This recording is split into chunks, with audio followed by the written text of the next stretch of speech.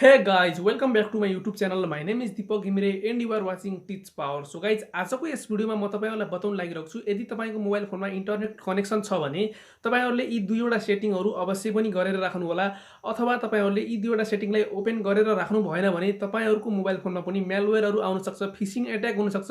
अथवा तपाई भन्नुहोस् कि तपाईहरुलाई कुनै पनि एउटा उपहार सेन्ड गरेको छ, तपाईले त्यो उपहारलाई क्लेम गर्नुहोस्, तपाईले त्यो क्लेम गरिसकेपछि यति रुपैयाँ तिर्नुपर्छ अथवा तपाईले आइफोन 11 प्रो म्याक्स तपाईले जित्नुभयो भनेर तपाईलाई गुगल क्रोम ब्राउजरमा पनि सो गरिरहेको हुन्छ र तपाईले त्यसलाई थोरै स्क्रल गर्नुभयो भने त्यहाँ विभिन्न किसिमको कमेन्टहरु पनि हुन्छन् र साथीहरु त्यस्तै भइरहेको छ मेरो मोबाइल फोनमा मलाई पनि साथीहरु नोकियाको एउटा फेक कम्पनी भनौं या केही फेक एउटा अर्गनाइजेसनले मलाई पनि फ्रड गर्न कोसिस गरिरहेको थियो तर म बचे त्यो सबै कुराहरु म तपाईलाई सो अप गर्नेछु तपाईहरुले यहाँ साइडको डिस्प्लेलाई ओपन गर्नु होला सो गाइज म तपाईलाई सर्वप्रथम त मेरो फेसबुकलाई ओपन गरेर देखाउने छु र म तपाईलाई जुन मेरो मेसेन्जरको मेसेज बक्स रहेको छ त्यो चाहिँ म तपाईलाई सो अप गर्ने छु तपाईहरुले देख्न सक्नुहुन्छ म चाहिँ तपाईलाई थोरै जुन क्लिप मात्र देखाउने छु हाई दीपक घिमिरे तुफान your two Nokia phones are still here तपाईहरुले दुईवटा नोकिया फोन जित्नु भएको छ तपाईको मोबाइल फोन रेडी भइरहेको छ प्याक भएको छ तपाईहरुले त्यो मोबाइल फोनलाई क्लेम गर्न सक्नुहुन्छ तपाईहरुले कसरी क्लेम गर्न सक्नुहुन्छ भन्दा तलपट्टि एउटा फोटो रहेको छ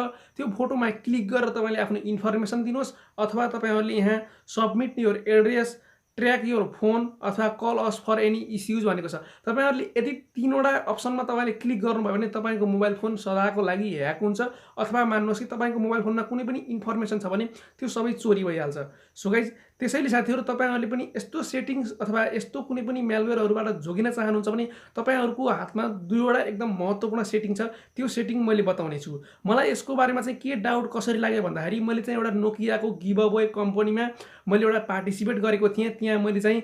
राम्रो कमेन्टहरु गरेको थिएँ र त्यसमा चाहिँ राम्रो लाइक पनि आएको थियो त्यसमा चाहिँ कुनै पनि एउटा फ्रड वाला जुन फेक पेज वालाहरु हुन्छ उले चाहिँ मलाई चाहिँ त्यो मेसेज देखेछ र चाहिँ मलाई चाहिँ एउटा यसले मेसेज पठाएको थियो तर पनि साथीहरु मैले चाहिँ यो मेसेजलाई चाहिँ मैले झ्यापै थाहा पाइहालेँ र चाहिँ मैले यसलाई पक्रेको छु र साथीहरु अब म चाहिँ तपाईलाई बताउने छु कि दुईवटा सेटिङ के रहेछन् कि हामीहरूले कसरी फ्रड हुनबाट बच्न सकिन्छ त्यो सबै कुराहरु म तपाईलाई बताउने छु सर्वप्रथम त साथीहरु तपाईहरुको मोबाइलमा फ्रड हुने भनेको क्रोम ब्राउजरबाट नै हो त्यसैले साथीहरु तपाईहरुले आफ्नो मोबाइल फोनको क्रोम ब्राउजर छ भने त्यसलाई चाहिँ तपाईले ओपन गर्नु होला भन्न चाहन्छु क्रोम ब्राउजरलाई ओपन गरिसकेपछि तपाईले यस्तो किसिमको एउटा ड्याशबोर्ड देख्न सक्नुहुन्छ र साथीहरु तपाईले यतापट्टि 3 वटा डट देख्नुहुन्छ त्यो 3 वटा डटमा एकपटक तपाईले ट्याप गर्नु होला भन्न चाहन्छु तपाईले त्यो 3 वटा डटमा तपाईले एकपटक ट्याप गर्नुभयो भने तपाईले यस्तो किसिमको एउटा इन्टरफेस देख्न सक्नुहुन्छ र साथीहरु तपाईले यसलाई चाहिँ थोरै स्क्रल गर्नु होला तपाईले यहाँ सेटिङ देख्न सक्नुहुन्छ तपाई यो सेटिङमा गइसकेपछि साथीहरु तपाईले दुईवटा अप्सन छ त्यो क्लियर गर्नुभयो भने तपाईको मोबाइल ओके हुन्छ अर्थात तपाईहरुले यहाँ देख्न सक्नुहुन्छ थोरै स्क्रल गरिसकेपछि प्राइभेसी लेखेको छ तपाई यो प्राइभेसीमा आइसकेपछि तपाईले फेरि पनि थोरै स्क्रल गर्नु होला र तपाईले यहाँ देख्न सक्नुहुन्छ डु नट ट्र्याक तपाईलाई थाहा नै छ तपाईको मोबाइल फोन ट्र्याक भएकै कारणले गर्दाखेरि त्यस्तो भएको हो तपाईलाई म्यालवेयर आउने कारणै त्यही हो तपाईहरुले आइफोन 11 प्रो म्याक्स जित्नुभयो भनेर आउने त्यो मेसेजहरु आउने त्यो पपअपहरु सो गर्ने कारणै यही हो तपाईहरुले जहिले पनि यो अप्सनलाई चाहिँ अन गरेर राख्नु होला तपाईले यदि यो अप्सनलाई अफ गरेर राख्नु भएको छ भने तपाईको मोबाइल फोनमा चाहिँ म्यालवेयरहरु ह्याकरहरुले सिधै आक्रमण गर्न सक्छन् त्यसैले साथीहरु तपाईले यो अप्सनलाई चाहिँ अफ गरेर राख्नु भएको छ भने यसलाई अन गर्नुहोस् तपाईको मोबाइल ट्र्याक भएको छ कि छैन तपाईलाई पनि त्यो थाहा हुन जरुरी छ र साथीहरु अब म चाहिँ तपाईहरुलाई अर्को दोस्रो अप्सन बताउन लागिरहेको छु त्यो दोस्रो अप्सनको लागि तपाईहरुले आफ्नो मोबाइल फोनको सेटिङमा जानु होला तपाईहरु आफ्नो मोबाइल फोनको सेटिङमा गइसकेपछि तपाईले यसलाई चाहिँ थोरै स्क्रल गर्दै तलपट्टि आउनु होला र तपाईले यहाँ देख्न सक्नुहुन्छ ल्याङ्ग्वेज एन्ड इनपुट लेखेको छ कसैको चाहिँ जनरल म्यानेजमेन्टमा पनि लेखेको हुन्छ कसैको चाहिँ यो ल्याङ्ग्वेज एन्ड इनपुट भन्ने फोल्डर छुट्टै हुन्छ एन्ड्रोइड भर्जन 6 भन्दा तलको छ भने चाहिँ ल्याङ्ग्वेज एन्ड इनपुट छुट्टै एउटा यसले स्पेस लिएको हुन्छ तर पनि कुनै मानिसहरुको एन्ड्रोइड भर्जन 10 9 अथवा त्यो भन्दा कमको छ भने उनीहरुको चाहिँ फोल्डरमै सो अप भइरहेको हुन्छ वहाँ गएर तपाईले यसलाई चाहिँ ओपन गर्नु होला भन्न चाहन्छु ओपन गरिसकेपछि तपाईले यहाँ देख्न सक्नुहुन्छ तपाईले चाहिँ मोबाइल फोनमा चाहिँ कुन किबोर्ड युज गर्नु भएको छ जस्तो कि साथीहरु मैले चाहिँ यहाँ स्यामसुङले दिएको स्यामसुङ किबोर्डलाई चाहिँ ओपन गरेर राखेको छु मैले चाहिँ प्रायः जसो स्यामसुङ किबोर्डलाई लगइन गर्छु तपाईहरुले हाम्रो किबोर्ड अथवा तपाईले अरु कुनै तपाईहरुलाई चाहिँ आफूले मन परेको किबोर्डहरु युज गर्नुहुन्छ भने तपाईहरुले यहाँ एउटा सेटिङ गर्नुपर्ने हुन्छ जस्तो कि मैले चाहिँ गुगलले दिएको गुगल किबोर्डलाई ओपन गरेको छु र साथै तपाईले यहाँ क्लिक गरिसकेपछि तलपट्टि देख्न सक्नुहुन्छ ओदर भनेर लेखेको छ ओदरमा एकपटक ट्याप गर्नु होला र साथीहरु ओदरमा ट्याप गरिसकेपछि तपाईले यहाँ देख्न सक्नुहुन्छ सेन्ड युजेज स्ट्याटिक्स भनेको छ। तपाईले जति पनि टाइप गर्नुहुन्छ आफ्नो मोबाइल फोनमा त्यो सबै कुराहरू चाहिँ गुगलले चाहिँ लिएर गएको हुन्छ। अथवा मानौ तपाईकोमा अरु थर्ड पार्टी एप्लिकेसन छ भने त्यो एप्लिकेसनले पनि लिएर गएको हुन्छ। उनीहरूले के भनिरहेका हुन्छन् भन्दा हामीहरूले तपाईको प्राइभेसीलाई चोरेका हुँदैनौं, हामीहरूले हाम्रो एप्लिकेसनलाई अलिकति मजबुत बनाउनलाई तपाई सिमबाट परामर्श लिएका हौं।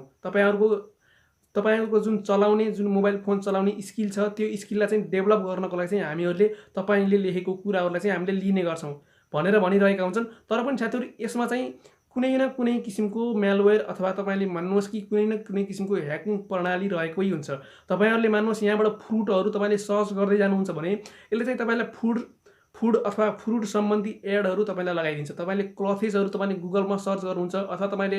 जहाँ कहीं पनि तपाईले मेसेजमा पनि तपाईले त्यो सबै कुराहरु लेख्नुहुन्छ भने त्यस्तै किसिमको एडहरु तपाईको मोबाइल फोनमा रन हुने गर्दछ। त्यो कारणले पनि तपाईले जुन यहाँ रहेको जुन स्ट्याटिक्सलाई चाहिँ तपाईले सेन्ड भइरहेको छ त्यसलाई चाहिँ तपाईले एकपटक अफ गरिदिनु होला। अथवा तपाईको मोबाइल फोनमा पहिलेदेखि नै अफ छ भने इट्स ओके, त्यो तपाईले एकपटक जरुर चेक गर्नुपर्ने हुन्छ। र साथीहरु यही थियो तपाईहरुले दुईवटा सेटिङहरु गर्नुपर्ने भन्ने।